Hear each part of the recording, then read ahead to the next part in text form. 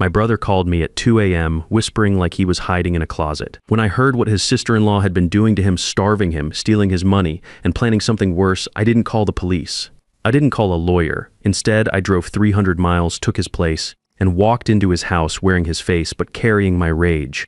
My name is William Mitchell. Everyone calls me Will. I'm 65, retired from construction engineering, and I've got enough money put away to live comfortably in my lakeside house outside Atlanta. Unlike my twin brother Ben, I never let anyone push me around. I spent 40 years building everything from shopping centers to office complexes, managing crews and dealing with contractors who thought they could cut corners.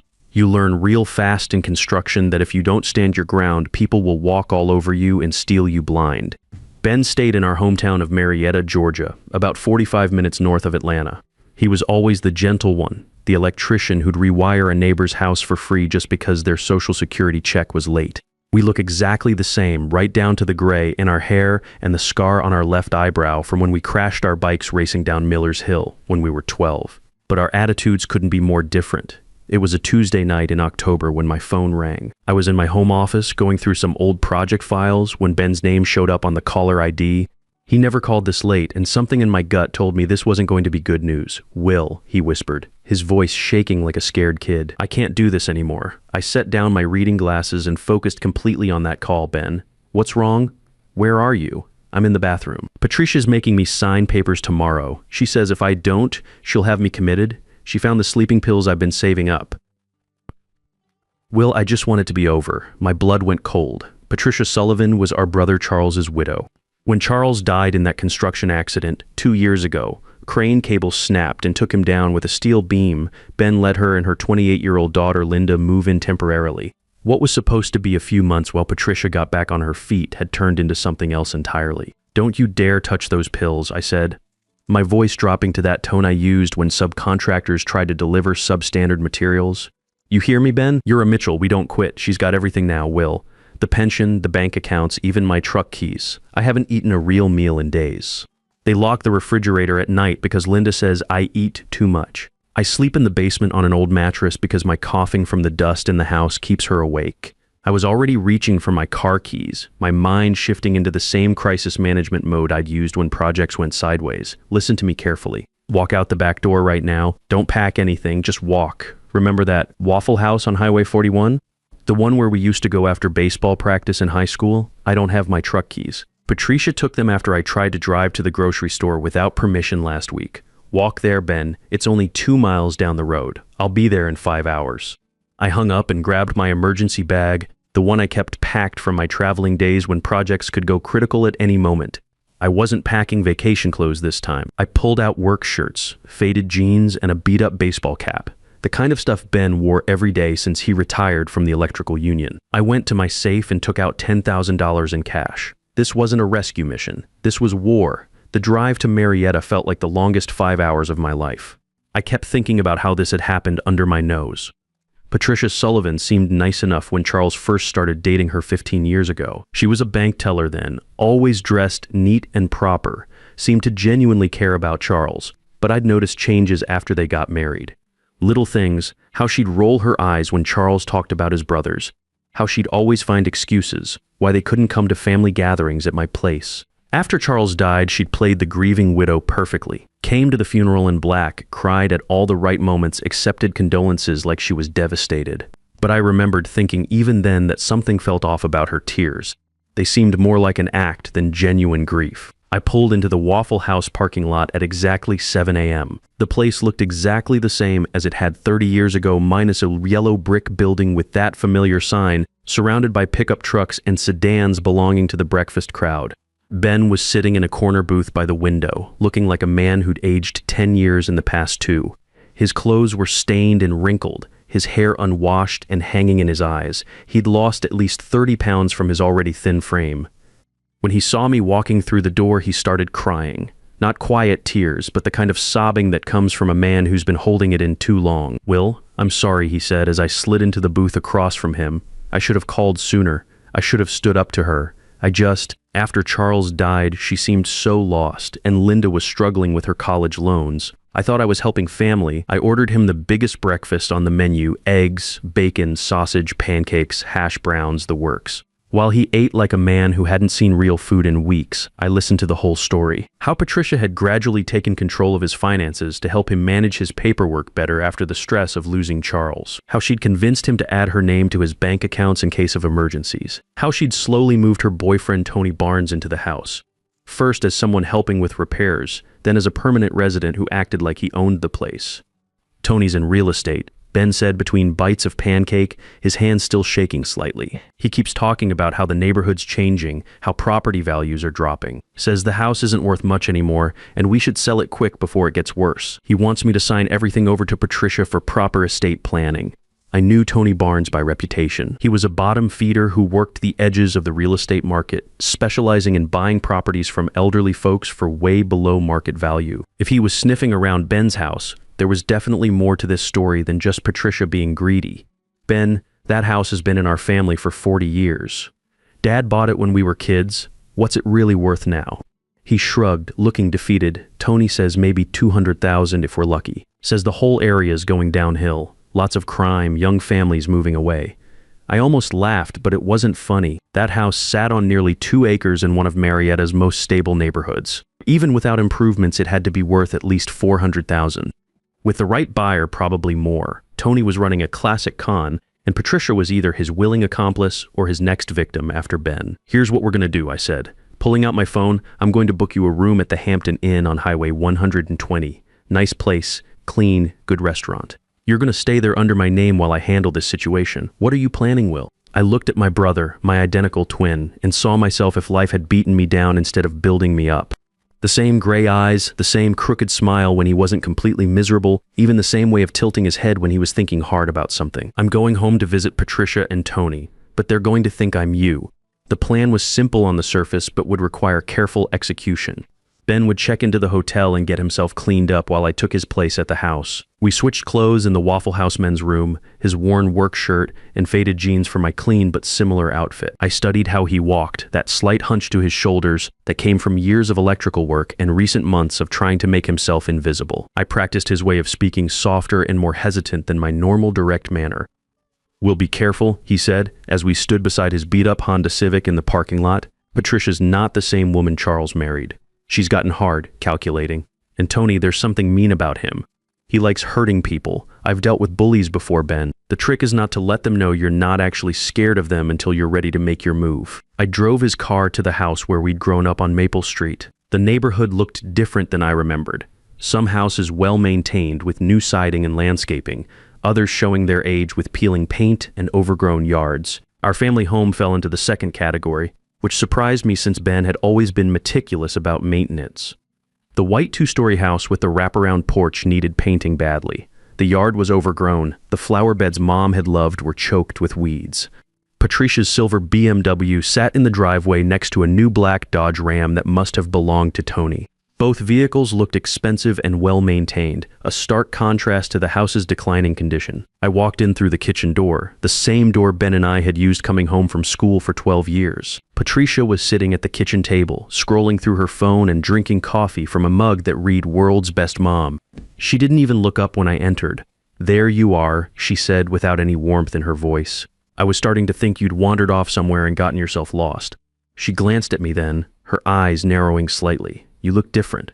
Did you do something to your hair?" I kept my eyes down and shrugged, channeling Ben's defeated posture. "Just washed it this morning." She studied me for another moment, then went back to her phone. "Well, don't get comfortable. We have that appointment at 2 p.m. with my attorney. You're finally going to sign those papers we discussed, and I don't want any of your usual foolishness." I sat down at the small card table by the window, clearly the designated spot for the family member who didn't matter anymore. The main dining table had been reset with fancy placemats and a centerpiece, obviously off-limits to Ben. "What papers are those again?" I asked. Making my voice uncertain, Patricia's tone sharpened like she was talking to a slow child. "The power of attorney documents, Ben. We've been over this a dozen times. You can't manage your own affairs anymore. Yesterday you put the milk in the cabinet instead of the refrigerator. Last week you forgot what day it was and tried to go to church on Wednesday." I knew Ben hadn't done any of those things. He'd always been sharp as a tack, more organized than me in most ways. She was building a fictional case of incompetence, probably for legal purposes. "I've been tired lately," I said, playing along. "That's exactly why this is necessary." she said, her voice switching to fake concern. Once I have power of attorney, I can take care of everything. The bills, the bank accounts, this old house that's becoming such a burden.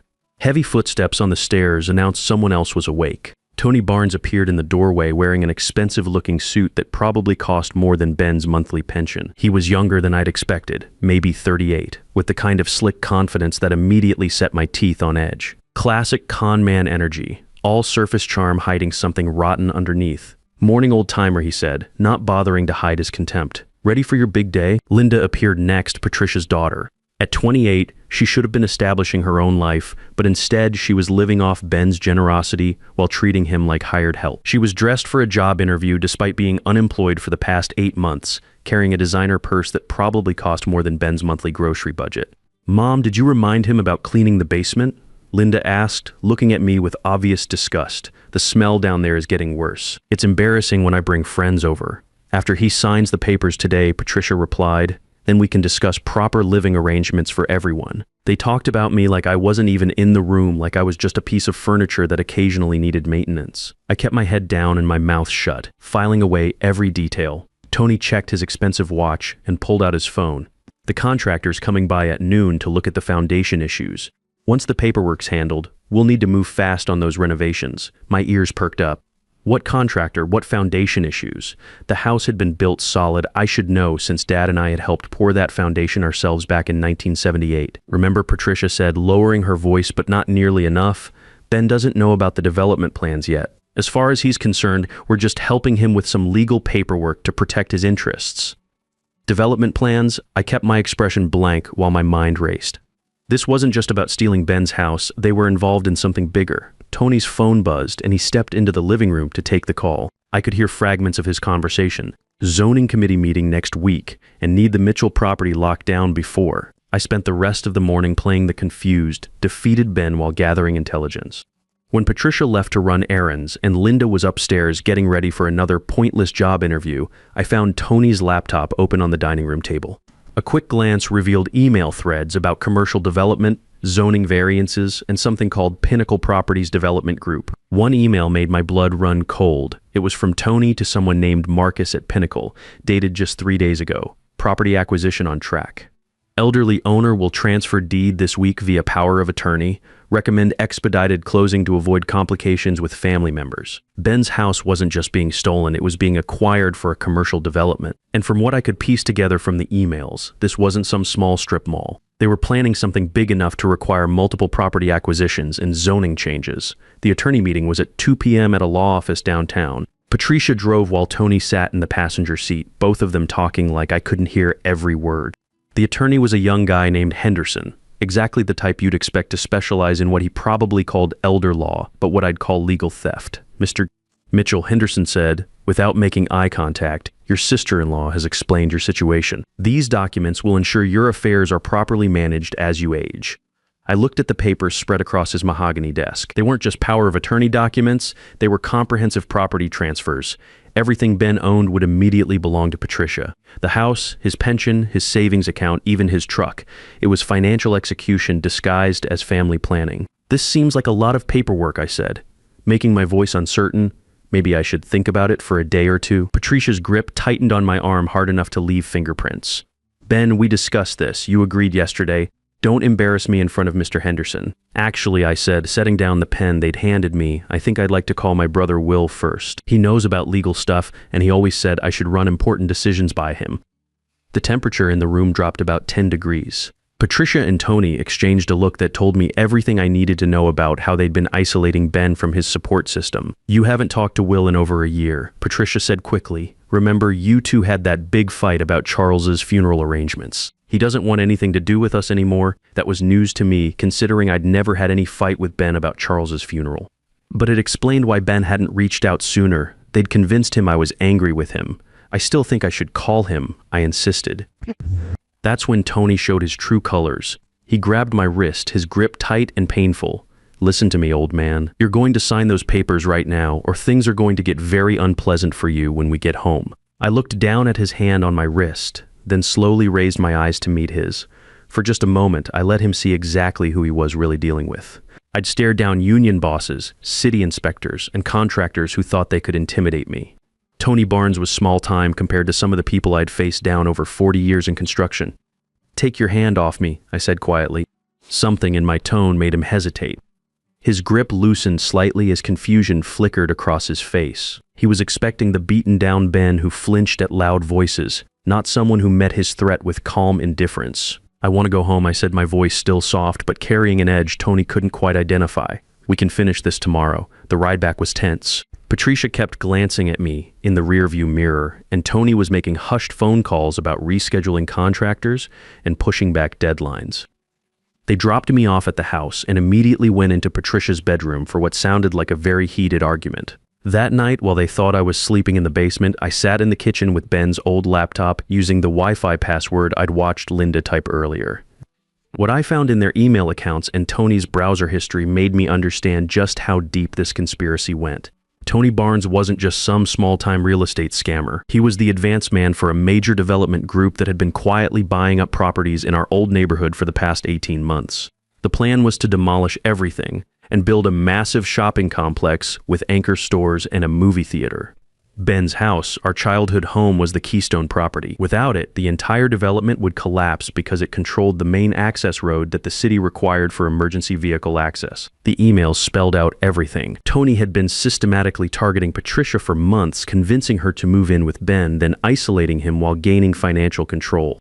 The property was worth $2.8 million to the developers, but Tony's plan was to buy it from Patricia for $200,000 after she gained power of attorney. She thought she was getting a good deal on a worthless house. She had no idea Tony was planning to flip it for 14 times that amount. But the worst discovery was buried in Tony's deleted files, which I recovered using some basic computer skills I'd picked up managing digital project files.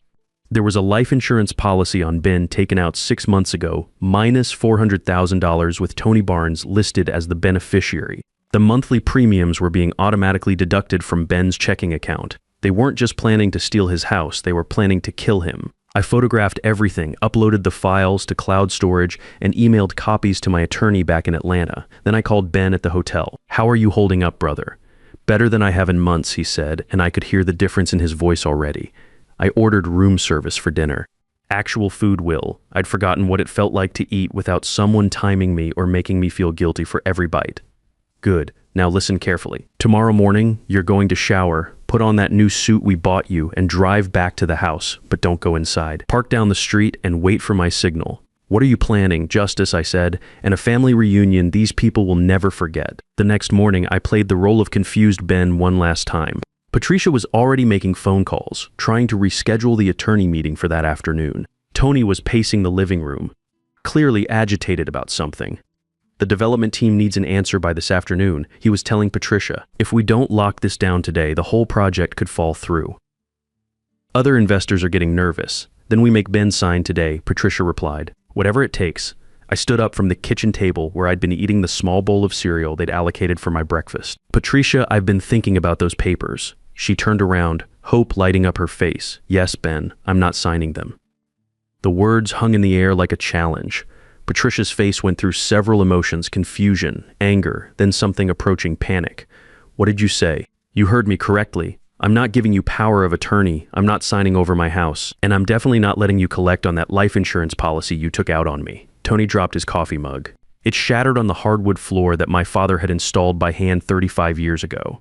"How do you know about that?" I smiled, and it wasn't Ben's gentle smile. "I know a lot of things, Tony. I know about Pinnacle Properties. I know about the shopping center development. I know you've been stealing $3,000 a month from my pension and savings accounts. That's $54,000 over the past 18 months, by the way." Patricia backed toward the front door, her face pale. "Ben, you're confused. You're having another episode." "No, Patricia. Ben's not confused, but Ben's not here." I reached into my pocket and pulled out my phone, pressing play on a video file I'd prepared. Tony's voice filled the room through the speaker. "The old bastard won't be a problem much longer. Once we collect that insurance money and sell the property, we can disappear to Costa Rica and live like kings." The recording continued with Patricia's voice. "Are you sure the policy will pay out if he has an accident? I don't want any problems with the insurance company." Tony's response was chilling. "Trust me, honey. Old guys like him have accidents all the time. Falls down the basement stairs, gas leaks, kitchen fires. Shit happens. Patricia started crying, but they weren't tears of remorse. They were tears of someone who'd been caught. You can't prove anything, Tony said, but his voice was shaking. Those recordings could be fake, doctored. Actually, I can prove everything. I pulled out the thick folder I'd prepared. Bank records showing systematic theft from Ben's accounts. Emails detailing your conspiracy with Pinnacle Properties. And my personal favorite, the insurance application you filled out forging Ben's signature. That's when the front door opened and Ben walked in. He was wearing the navy blue suit we'd bought him the day before, his hair neatly trimmed, looking like the successful man he deserved to be. Patricia's jaw actually dropped as she looked from me to him and back again. "Hello, Patricia," Ben said calmly. "Surprised to see me." Tony looked like he was seeing ghosts. What the hell is going on? I stood up straighter, dropping the hunched posture I'd been maintaining. Tony Barnes, meet Will Mitchell, Ben's twin brother, and the man who's been documenting your crimes for the past 2 days. Sirens wailed in the distance, getting closer by the second. I'd called the sheriff's department before this little family reunion began. "You called the cops?" Tony screamed, his composed facade finally cracking completely. "I called a lot of people," I said. "The sheriff, the district attorney, Adult Protective Services, and the Georgia Real Estate Commission. Elder abuse is a felony here, Tony. So is insurance fraud, identity theft, and conspiracy to commit murder." The deputies came through the front door just as Tony tried to run for the back exit. They tackled him in the kitchen while Patricia collapsed on the living room couch, sobbing about how she was just trying to survive financially. The legal process took 4 months, but it was worth the wait. Tony got 15 years in federal prison after pleading guilty to elder abuse, fraud, and conspiracy charges. Patricia received 3 years and was ordered to pay full restitution of the $54,000 she'd helped steal. Linda lost her car when the court froze the family assets and had to move back in with a friend while looking for actual employment. Ben sold the property to Pinnacle Properties for the full $28 million, but only after they agreed to preserve the original house and incorporate it into their development as a community center. He bought himself a luxury motorhome and hit the road, sending me postcards from Yellowstone, the Grand Canyon, and places he'd only dreamed of seeing. His latest message came from somewhere in Montana. "The view is better from here, brother. Thanks for reminding me what family really means." As for me, I went back to my comfortable retirement, but with a deeper appreciation for what I had. Sometimes family isn't just about blood, it's about showing up when someone needs you most. And if anyone ever tries to hurt my brother again, they'll discover what I learned in 40 years of construction. When you build something right, it lasts. And when you tear something down, you'd better be prepared for the consequences. Justice isn't always swift, but when it comes, it hits like a wrecking ball. The predators of this world count on good people staying silent and isolated, but they never expect those good people to have a brother who knows how to fight back with both intelligence and determination. Sometimes the greatest act of love isn't protecting someone from their problems. It's teaching them they're strong enough to reclaim their own power and worth.